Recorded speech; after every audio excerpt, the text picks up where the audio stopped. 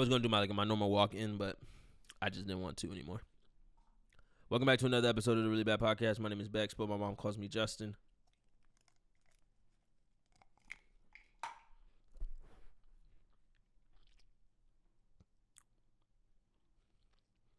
Thank you for watching the podcast.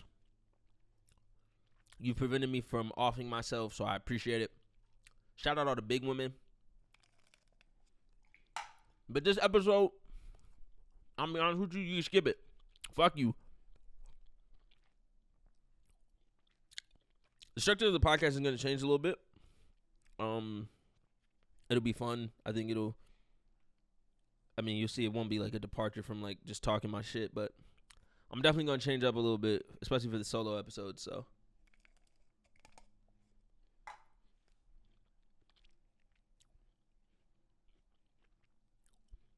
I want to talk about something first. For the past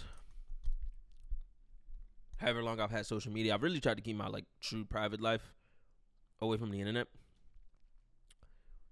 Part of that was a relationship that I've kind of kept on, like a romantic relationship that I've kept on for 10 plus years now. And I mean, I've kept it so private. It's private in my personal life sometimes because it's just people know of our relationship, but like people don't really know of our relationship. So it's definitely something that I've kept private. And I think jokingly on the podcast, just always talking about I need some ass, I need some ass, I need some ass. It's a lie because I haven't. Like I've had consistency with this person, and kind of the openness of our relationship is I've had it with others as well. But recently that relationship came to an end, and I think for the first time in my life, I think I felt sadness. I think I felt the emotion of feeling sad, but like a permeating sadness. And it wasn't like depressive. I think depression is like when you need something else, but you just can't fulfill it. So like your body just rejects serotonin or whatever the scientific, workings of that is. But I think for the first time I was just sad. And I was sad because I no longer had this person as a presence. And it's only been, 14, 15, 16, I don't even know how many days now, but it's been less than a month of no longer having this person just critical to my day to day in a weird way. And it wasn't even like we were always in contact, because I think in the end and like the fracturing of this relationship to get to this point where we're no longer like, it's like just like fuck it, we'll never talk to each other again, and that's amicable. It was like it was like never a week or never too long where it was like we weren't in contact. And when we took like extended breaks from each other, there was like still like some checking up and hanging out, and a lot. And it's something like my friends are like, again, like my friends are aware of who this person is and like that this person has a meaning in my life, but they don't know the extent. And it's not something I'm gonna be honest with even afterwards, because this is something I've enjoyed keeping private, because it's more fun that way, but also because I think at the point in which it started to like really become something, it was overwhelming, and I got scared because it was like, is this the person that I could, partially like be so madly in love with?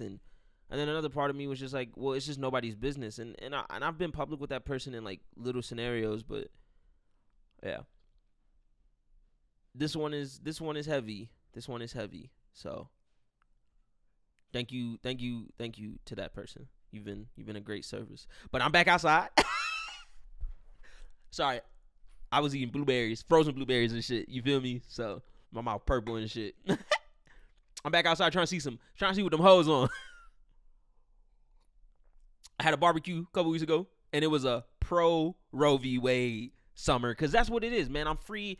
I'm out here giving all single women $500 for abortions, baby. We really like, we running that shit up, bro. I'm paying for lodging, man. I'm a big proponent of women rights. Shout out to the right to choose. Shout out my sister and shit. Because you know what? These crackers trying to really take it away from y'all, and I'm really not trying to let that happen. I work for the white man, and I don't want the white man to work itself on me. Pause. And my peoples. But in line with keeping things private, I think recently people have found more of my social medias. Family has found the podcast. Coworkers have found my Instagram. I'm not ecstatic about either of those, because it's just like, damn, like that anonymity that I thought I existed with on the internet is kind of gone. But in my pursuit of really trying to become, or not even trying, becoming, somebody of, social stature, it's like I kind of just got to take that, pause. But like I really do. And like, the job is one thing only because it's like, damn, I don't want to blur those lines with everybody, because if I do, then it's like, who is Justin? Like, where does he exist? Because like this is not so much a caricature. I think this is the realest expression of me, is this podcast and how I talk. And if anybody knows me, they know I talk this exact same way in my personal life, but that definitely isn't the same when I'm at like work or just other environments. And I think there's acquaintances who have found my social media and are like, chatting me about it. Like, yo, bro, I didn't know you was even thought like this. What the fuck? And I'm like, ha ha ha. Like, yeah. And it's kind of just annoying because it's like, bro, like, I didn't want this relationship to get that intimate in the first place. So I'm struggling with that a little bit. I won't lie. But it be what it be, I'll let that shit rock. Because in the changing of how this podcast is structured, I use this as therapy, right? Like I express myself openly and I talk about the things that plague me or whatever, fuck problems, whatever you would go to a fucking therapist for, which I'm, the ketamine not working, so I'm here again, But what I've started to divulge within myself is that, I know how to live life. And I'm the smartest person ever. So I'm just going to impart my wisdom, or at least speak what I feel is fact. I didn't go to this podcast to be a fucking woman hater. You know what I'm saying? Even to black women. I don't know if that bit's going to survive as long as I thought it was going to. I thought it was always funny because I fuck with black women, and it's just funny because it's like the thing is to like not fuck with black women, but apparently the joke is kind of tired. I thought it was funny a little bit, and then I just kind of got weird because now I'm just a nigga that don't like black women, which is not true. Trust me. All right, I tried with that one. Nah, I'm joking. I love me some niggas. I like thick black women who act white. Like I like a thickums and some Lulu who drive a RAV4. That's my favorite. I like a short, thick black woman. I do like a chunky black woman. Ooh, a fat black woman.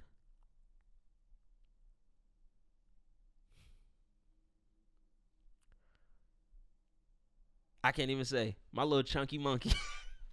I love it. I love me a little chunkster.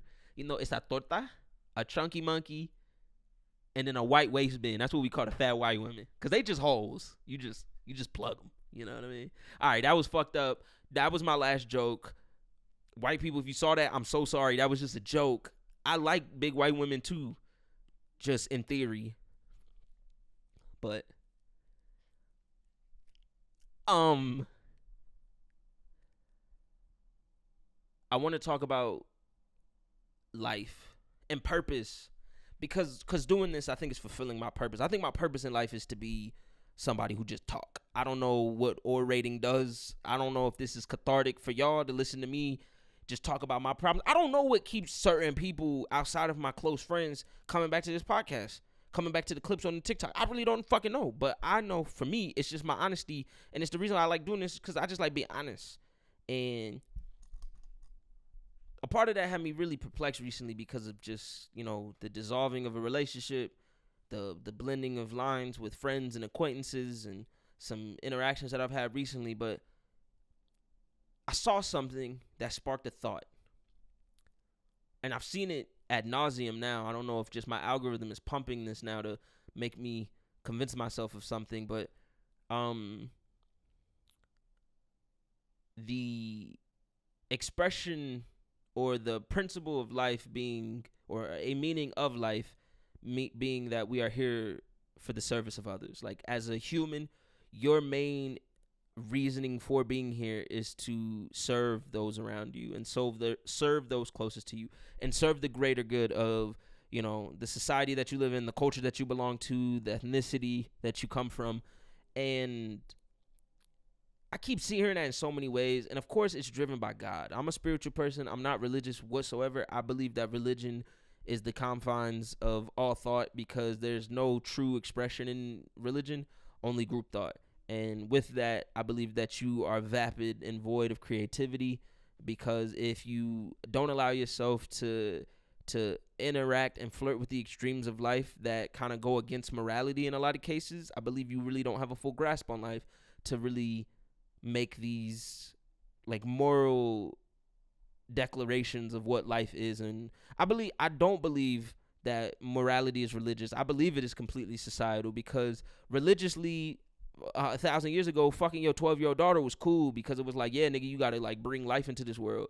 And then at some point we grew out of it, and now it's weird to fuck with somebody that's under 18. And me, like personally, like I think that shit weird as fuck. Like in all cases, to fuck with somebody that's like 3 years younger than you in some cases, depending on where your like age gap is. And like, so like if I'm 21 and that girl 18, like that's weird to me. Like I would never want to do that shit. And I'm past that now. So like me being 25, I'm not fucking with no girl that's 19, 20, 21, 22. Like even 22 is a hard no for me at some points, because it's just like, bro, it's just something I just don't feel comfortable with. So like my line, like legitimately is like 23. Even with casual sex, because I feel like it's just unfair for me to fuck with somebody that's 19 and I'm 25. Like I done been had sex. Even if they started early, I still have more. I've had more grown up sex than that person. I've had more casual relationships than that person. I'm not fucking. That's weird. The homie, I still gonna call that nigga a fucking weirdo, especially to that nigga face. Fuck that. That nigga fucking with this little, who was fucking with this little 19-year-old. Like nigga, that's weird. Like that's goofy. That's corny. And use a cornball and use a bitch. Like I'm sorry, but past that. I don't know where I got on that again. Sorry, I still feel bad about that situation, because I didn't say it as loudly as I should have, because I done had a couple niggas around me that was doing that. Not friends, acquaintances. So let me just clarify that. I do not fuck with niggas that be doing that. Pause. But, well, no, not pause. Fuck them niggas. Unpause that. Rewind, replay it. Fuck them. But I was talking about morality. Yeah, fuck religion, I guess. But that whole having to be in service to somebody, it just made me start to think. Life is fucking meaningless, and that's okay. And it is okay to not stand for shit. You know, they say the spoils of the rich, or some shit like that. But I really think you are spoiled if you are ignorant to life and a lot of things that happen in it. There is something so fucking depressing about consciousness and like being consciously aware of the world around you. It is depressing, especially in the age of social media. It is overwhelming. It is insidious. It is moralless. It is fucking inhumane to almost be as knowledgeable as we are currently in society. With artificial intelligence and this transformation of like even more information just being like at the disposal of humans, while also fighting this war of censorship, it's like, man, like life is about to get so much more fucking confusing, and more people are going to kill themselves because they feel at a wit's end. And I'm not opposed to that in some cases. Fuck it. Weed out the ones that like if you really don't want to be here, I have no problem with you taking yourself, because look, this shit is ass. Like, this shit is so fucking ass. We've made this, and we did not do shit. The people before us have made this world so much worse. Like, my parents' generation, if they all passed away, like if you were 50 right now and you just, all of y'all 50 and up died, I feel like the world would be a better place. And that's fucked up to say, because I know that's like me and my youth, because maybe when, you know, I'm 50, it'll be the same shit. But no, like legitimately, like from a humanitarian perspective, geopolitically, I just feel like everybody under the age of, honestly, 35. The rest of y'all niggas could go. Because I'm little weird 40 plus millennial niggas that be fucking wearing Team Jordans and be on the internet religiously because they work at a telecom job and they never work their way up and they're at an entry level position at the age of 40.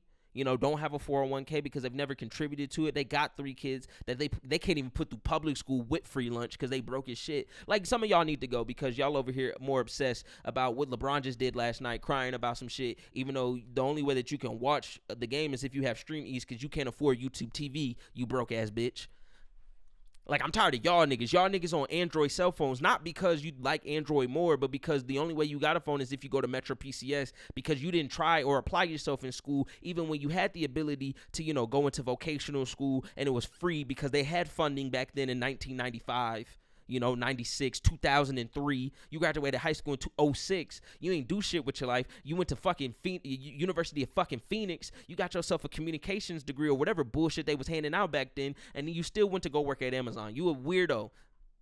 Are you lifelongers at these dumbass fucking jobs? Not because you didn't have the necessary skills, but because you didn't feel like it was necessary. Now you over here talking about Trump right. Shut the fuck up, bitch. I just wish they would understand that their life is meaningless, and that's cool. And now when I say meaningless, I don't mean like you're not supposed to be here, fuck you. No. I mean it from a less like cynical place or pessimistic place. I really mean it from life in itself has no meaning. So when you stand for nothing, you are not doing yourself a disservice. You're just allowing yourself to be open for more. And that's what I'm really trying to drive with that. I know it doesn't sound like it in the initial or the way that I'm framing it, but trust me, that's what I'm saying. Finding your own meaning is more important than doing what people say is right. Even if you become a fucking fascist, at least you've gotten there on your own. And that is our true purpose in life, is to find our own meaning. The whole being in service of others, no, that's not true, nigga. That's not true. That's not true. You put hands on women because you saw your father do it. You need to heal first. So you talking about some, well, yeah, that's why I fuck with Trump, because Trump, he put the hand on the pussy, bro. I get that. Like, nigga, no, you put the hand on the pussy because your aunt was touching you in weird places, my brother. Handle that first. Fuck all women, bitches is annoying. Nah, brother. Your dad was single your whole life, and he was fucking all the teachers around you, so you got a distorted presence. He was fucking your aunt and your mama at the same time. You don't know what the fuck is going on. You thought it was the woman's fault. It was your dad's fault, because your dad's penis is loose. And it was his dad's fault. I've always led with this. We are not, what did they say? Something about the sins of the father become the sons and shit. No, it's really the sins of the grandfather become the burden of the son.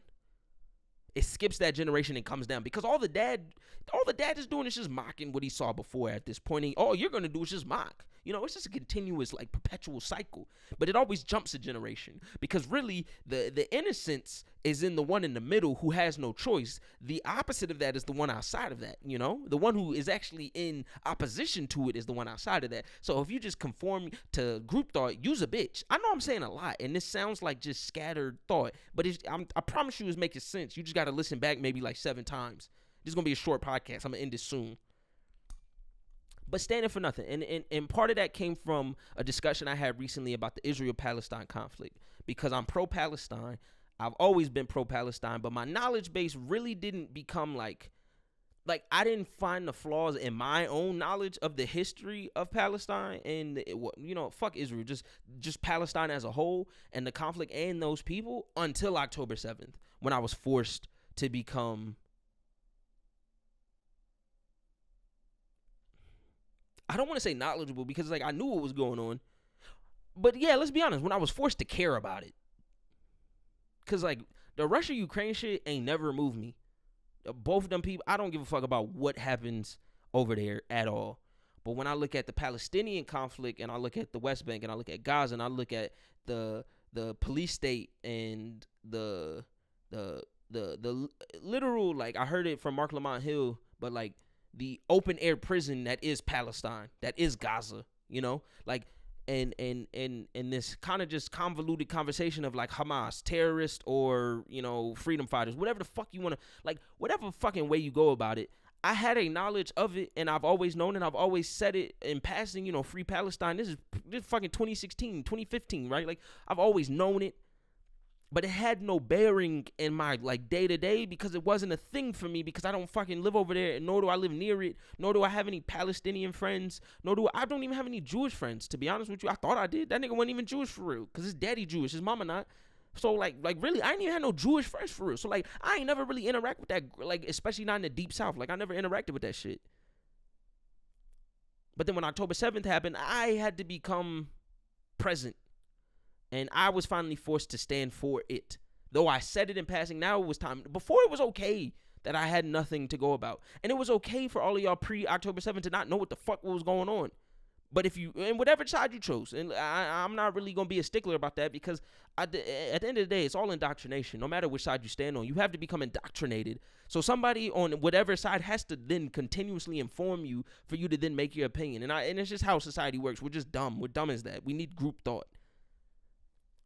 So in my choice to even fucking, because I was so detached from it, to then go and be like, oh yeah, fuck, the religious ethno state of fucking Israel, they pieces of shit, and they're hijacking, the Star of David for fucking bullshit, and it's a horrible reflection of Judaism, and then the American Jewish society that's just, continued to just kind of like just be at odds with the world. And I mean, it's fucked up, right? Like no ethnic, or I don't even know what ethno-religious group, I don't know what the fuck you call Judaism, and how like the Jews are now an ethnic group, or whatever the fuck that whole psychology behind that shit is, or whatever the fuck sociology behind that.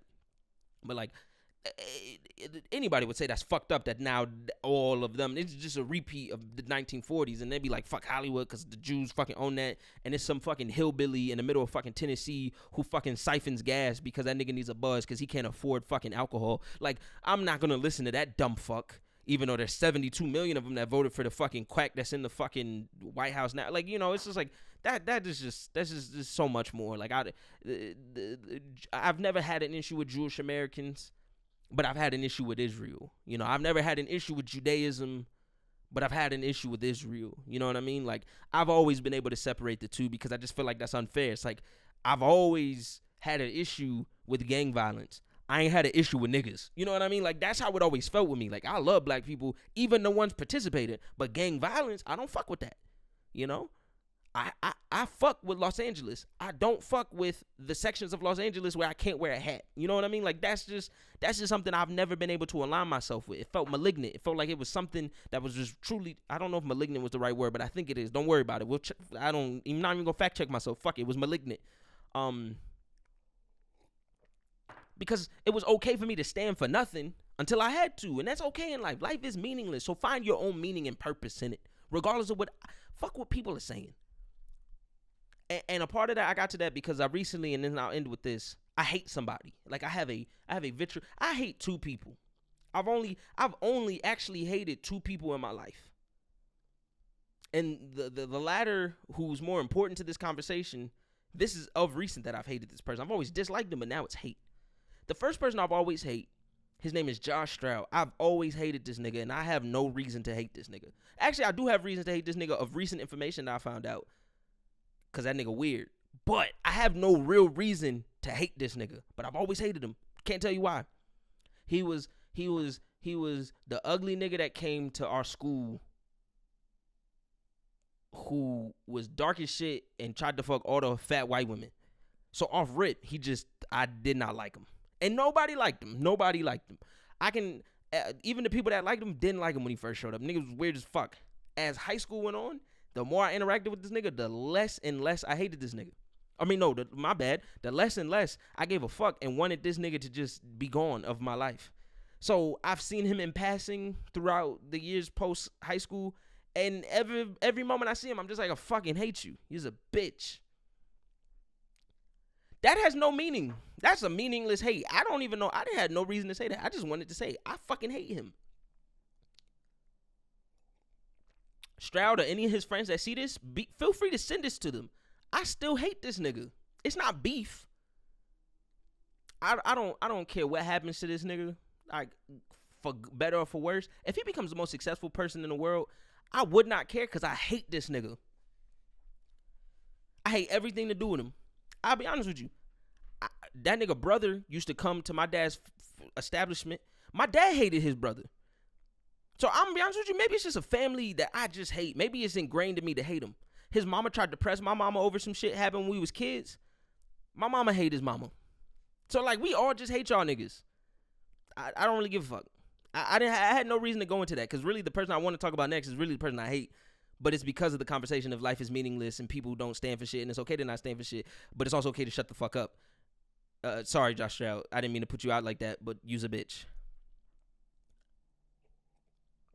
The person I hate the most is Marcella Beatty. That's somebody who's also local to us. I just spoke about two locals. Now we're going to go into it. And this is why. On the conversation of life is meaningless and standing for nothing is okay, until you choose to stand for something. Maybe that's how I end it. Life having no meaning, standing for nothing is okay until you choose to stand for something. Because if you choose to stand for something, you better know what the fuck you're talking about. And that is where Marcella Beatty comes into the fucking conversation. Now, really bad people, really bad people, really bad people, really bad people. Woo, really. I chose to say some wild shit, so I ain't no bitch, but niggas don't like lawsuits, so I ended up saying some wild shit, so I cut it out. Sorry, I'm not standing on this only because the shit that I said was so flagrant. There was no walking back from those statements. So this is a brief intermission to also say this podcast has been sponsored to you by Blue Chew. My dick hasn't worked in 8 months, but that's okay. Blue Chew got me. I took one. Though my dick still didn't work, I could do 100 push-ups in a row because that blood was flowing. Use my promo code Impotence is the new pimp to get 20% off your first order. All right, back to the show. My bad, but like not really. Fuck y'all. If y'all want to come on the podcast though, type shit. It's just like, this is how you get your bitch. This is how you keep your bitch in check. You ain't got to beat her, but you got to treat her right. Oh, you got to provide everything for her. And I'm just like, damn, nigga. How do you know that's right? What is his purpose in life?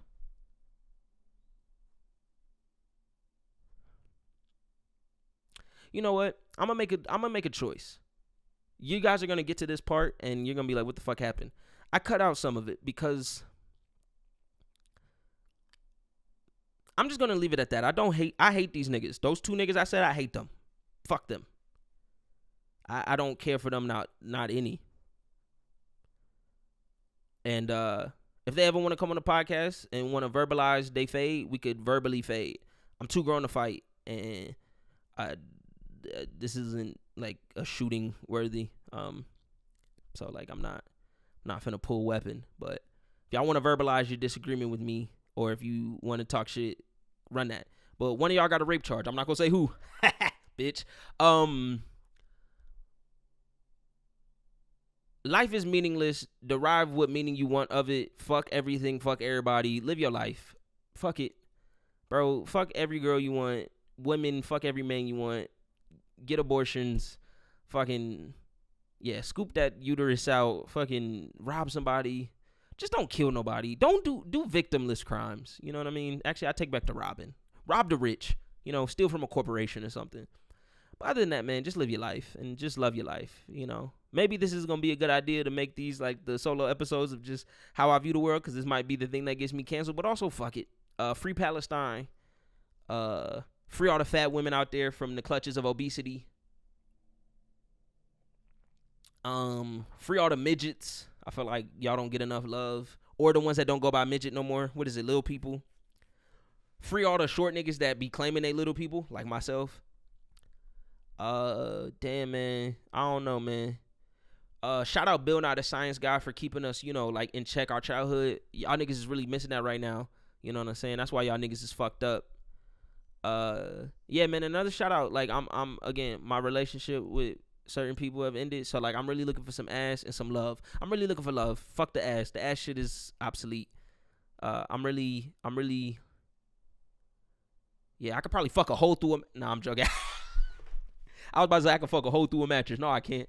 I still need Viagra. All right, man. Y'all have a good one. Love y'all. Bye. Really bad people, really bad people, really bad people, really bad people. Woo.